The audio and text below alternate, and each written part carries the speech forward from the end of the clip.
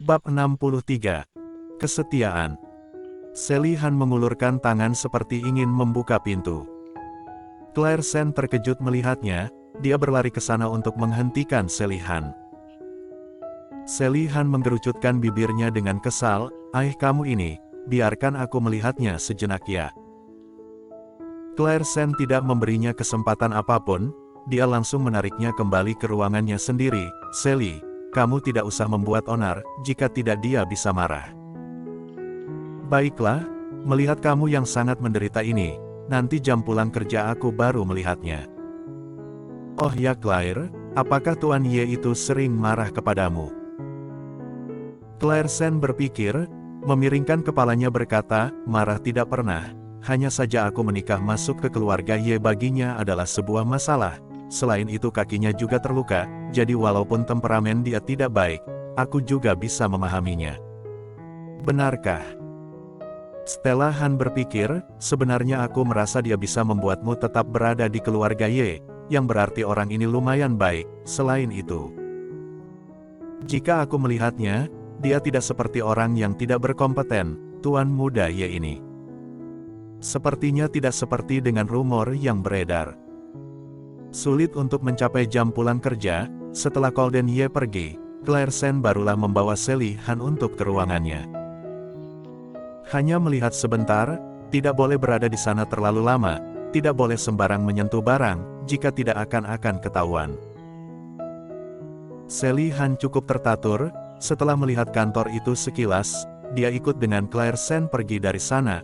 Ketika di perjalanan mengantarnya pulang ke rumah, tiba-tiba dia bertanya, Claire, aku malam ini bertamu di rumahmu ya? Mendengar ini membuat Claire Sen terkejut hingga tangannya bergetar, ekspresi wajahnya ketika melihat Sally Han juga sedikit aneh. Sally Han tersenyum dengan sedikit tidak leluasa, maksud aku adalah, aku akan bertamu ke rumahmu, setelah kamu menikah ke keluarga Ye selama ini, seharusnya belum ada orang yang datang melihatmu bukan? Aku rasa aku harus pergi ke sana sebentar, agar keluarga Ye tahu kalau kamu juga memiliki dukungan dari orang lain, agar mereka tidak berani menindasmu. Apa yang dikatakan olehnya masuk di akal dan meyakinkan. Claire Sen juga tidak banyak berpikir, dia hanya menundukkan kepala dan tidak bicara. Sally Han melihatnya tidak berbicara, seperti merasa tidak senang, hatinya merasa sedikit cemas. Tangannya yang sedang memegang setir mobil juga sedikit bergetar, lalu berkata, jika tidak nyaman maka aku tidak akan pergi. Aku bukan tidak nyaman, aku hanya sedang berpikir. Aku sudah menikah selama ini, memang dari awal tidak ada orang yang datang ke keluarga Ye untuk melihatku. Gerakan Sally Han yang mengendarai mobil sedikit terhentak, teringat dengan orang tuanya, dia menenangkannya, bukankah aku ingin menjengukmu? Claire, kamu benar-benar boleh menganggapku sebagai keluargamu. Claire Sen tersenyum, tiba-tiba memeluk leher Sally Han. Sally, terima kasih ya. Akhirnya Sally ikut pulang ke rumah Claire Sen, tapi bagaimanapun dia tidak memiliki kedudukan di keluarga Ye, jadi Claire Sen berencana untuk bertanya pendapat Tuan Besar terlebih dahulu. Ketika menuju ke sana dia bertemu dengan Davin Ye.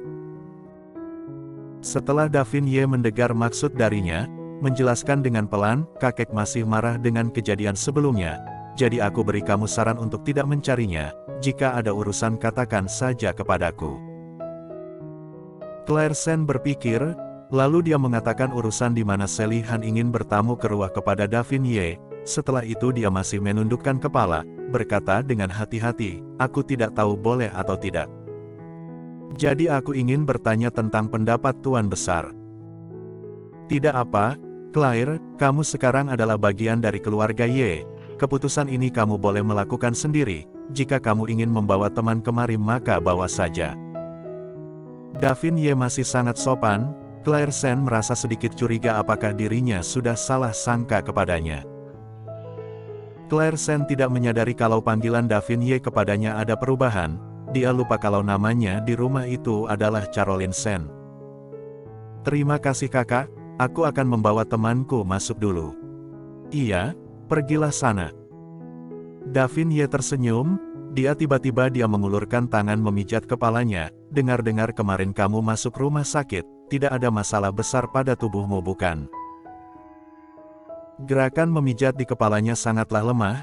Claire Sen tanpa sadar mundur selangkah ke belakang, menggelengkah kepala. Terima kasih atas pengertian kakak, tidak ada masalah padaku, aku akan pergi menjemput temanku dulu. Aku ikut denganmu saja. Setelah itu Davin Ye mengikutinya dari belakang dan sama-sama membawa Sally Han masuk ke dalam. Ketika Sally Han melihat Davin Ye matanya langsung bersinar. Ketika dia masih bingung siapa pria ini, Davin Ye sudah menggulurkan tangan terlebih dahulu kepadanya. Halo, aku adalah kakak terbesar Claire Sen, Davin Ye. Halo, aku Sally Han. Sally Han adalah orang yang memiliki wawasan luas. Dia bisa meresponnya dengan cepat, juga tidak merasa canggung untuk bersalaman dengan Davin Ye. Selamat datang ke kediaman keluarga Ye. Terima kasih. Kalian bermainlah dulu, aku masih ada urusan jadi pergi dulu ya. Claire Sen membawa Sally Han naik ke atas. Ketika mereka berdua masuk ke dalam lift, Sally Han masih bertanya, apa itu kakak terbesar Golden Ye? Dia cukup tampan. Selain itu sikapnya terlihat sangat baik, seharusnya dia bersikap baik kepadamu bukan? Mendengar ini Claire Sen mengingat kembali, lalu menganggukkan kepala, iya, kakak terbesar Golden Ye memang orang yang sangat baik. Meskipun dia cukup tampan, tapi aku rasa, melihat Golden Ye masih lebih enak. Tatapan mata yang dalam dan temperamen tubuh yang maskulin, cicih. Claire Sen memberikan sebuah tatapan mata yang aneh. Sally Han berdeham rendah, kamu sedang memuji suamimu ya? Ketika berjalan ke depan pintu kamar, Claire Sen tiba-tiba merasa kesulitan. Dia berdiri di sana sambil menggigit bibir bawahnya. Bagaimana dia bisa lupa kalau dia sekarang tinggal di satu kamar bersama dengan Golden Ye? Jika Sally Han masuk ke dalam, apa Golden Ye dia? Bisa setuju. Ada apa? Asisten Sen, kalian sudah kembali.